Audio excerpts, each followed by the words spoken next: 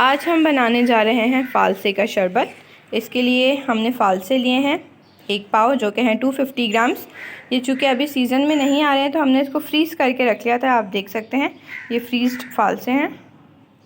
इसके साथ हमें चाहिए है हाफ़ टी स्पून काला नमक और ये चीनी है। इसके साथ तकरीबन 6 टेबलस्पून शुगर। अब हम इन सब चीज़ों को मिला के और पानी डाल के ब्लेंड करेंगे, फिर हम आपको दिखाते हैं। देखिए अभी ब्लेंड हो गया है। ये मज़ेदार फ़ालसे का शरबत तैयार है। अगर सीज़न में फ़ालसे हों तो आप इसको फ्रेश यूज़ कर सकते हैं, अदरवाइज़ फ्रोज़न फ़ालसे के साथ भी ये बहुत ज़बरदस्त बनता है।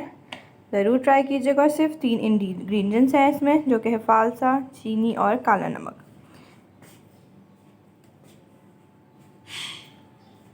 ये देखिए कितना मज़ेदार लग रहा है। ये ज़रूर ट्राई कीजिएगा अपने घर में और फिर हमें बताइएगा।